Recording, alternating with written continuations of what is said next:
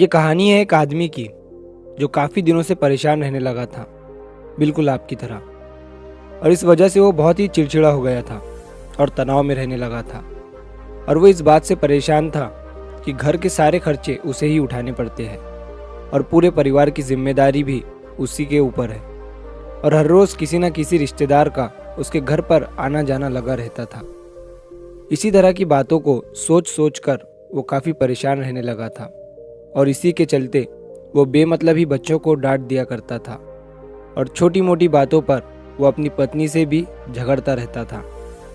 एक दिन उसका बेटा उसके पास आया और उसने कहा कि पापा, आप मुझे मेरे स्कूल का होमवर्क करा दीजिए। वो आदमी पहले से ही परेशान था। उसने अपने बेटे को डांट कर भगा दिया। लेकिन फिर कुछ देर के बाद जब उसका गुस्सा ठंडा हुआ तो वो अपने बेटे के पास गया। उसने देखा कि उसका बेटा सोया हुआ था और उसके हाथ में उसकी होमवर्क की बुक थी। उसने अपने बेटे के हाथ से बुक निकाला और उसे साइड में रखा तो उसकी नज़र होमवर्क के टाइटल पर पड़ी। होमवर्क का टाइटल था कि वो चीज़ें जो हमें शुरू में अच्छी नहीं लगती लेकिन बाद में वो अच्छी ही होती है। इस टाइटल पर उस बच्चे को एक पैराग्राफ लिखना था जो कि उसने लिख लिया था। उसके पापा ने उस पैराग्राफ को पढ़ना शुरू किया। बच्चे ने लिखा था कि मैं अपने फाइनल एग्ज़ाम को बहुत धन्यवाद देता हूँ, जो शुरू में तो मुझे बिल्कुल अच्छे नहीं लगते लेकिन इसके बाद स्कूल की छुट्टियाँ लग जाती है। मैं उन खराब स्वाद वाली कड़वी दवाइयों को बहुत धन्यवाद देता हूँ जो कि शुरू में तो बहुत कड़वी लगती है लेकिन बाद में मैं इन्हीं की वजह से ठीक हो जाता हूँ। मैं सुबह सुबह बजने वाले उस अलार्म घड़ी को बहुत धन्यवाद देता हूँ जिसकी आवाज़ शुरू में तो मुझे अच्छी नहीं लगती लेकिन वही मुझे बताती है कि मैं ज़िंदा हूँ। और मैं ईश्वर को भी बहुत धन्यवाद देता हूँ जिन्होंने मुझे इतने अच्छे पिता दिए, जिनकी डांट शुरू में तो मुझे अच्छी नहीं लगती लेकिन उनकी डांट की वजह से ही मैं ज़िंदगी में आगे बढ़ पा रहा हूँ।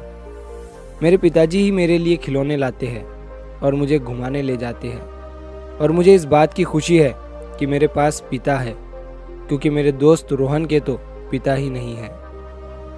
बच्चे का होमवर्क पढ़ने के बाद वो आदमी जैसे नींद से जाग गया हो।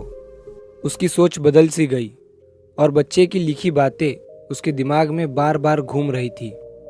थोड़ी देर के बाद वो आदमी शांत हुआ। उसने एक पेन पेपर लिया और अपनी परेशानियों के बारे में लिखने लगा। उसने लिखा कि मुझे अपने घर के सारे खर्चे उठाने पड़ते हैं। इसका मतलब ये है कि मेरे पास घर है और अच्छा सा काम भी है। मैं उन लोगों से तो बहुत नसीब वाला हूँ जिनके पास काम नहीं है और घर भी नहीं है। उस आदमी ने लिखा कि मुझे मेरे पूरे परिवार की जिम्मेदारी उठानी पड़ती है। इसका मतलब ये है कि मेरे पास परिवार है, बीवी है, बच्चे हैं और मेरा घर भरा हुआ है।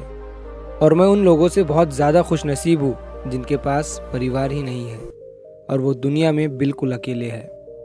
हर रोज़ मेरे घर कोई ना कोई मित्र और रिश्तेदार आता जाता रहता है।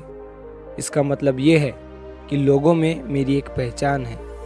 मेरे सुख दुख में साथ देने वाले मेरे मित्र और रिश्तेदार हैं। ये सब सोचने के बाद वो आदमी एकदम से फ्री महसूस करने लगा, मानो उसके सर से किसी ने बोझ हल्का कर दिया हो।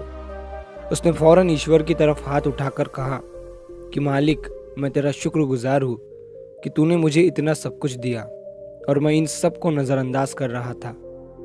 इसके बाद उस आदमी की सारी परेशानी, सारी चिंता दूर हो गई। उसका मन हल्का हो गया। उसने अपने सोते हुए बेटे को गोद में उठाया और खुशी से उसे ऊपर उछालने लगा। दोस्तों, इस कहानी से हमें ये सीख मिलती है कि हमारी ज़िंदगी में जितनी भी परेशानियां हैं, जब तक हम उन्हें नेगेटिव नज़रिए से देखेंगे तब तक हम परेशानियों से घिरे ही रहेंगे। और जब आप अपनी परेशानियों को पॉजिटिव नज़रिए से देखेंगे तो हमारी सारी परेशानियां, सारी चिंताएं, सारे दुख एकदम से ख़त्म हो जाएंगे और आपकी सोच एकदम से बदल जाएंगी।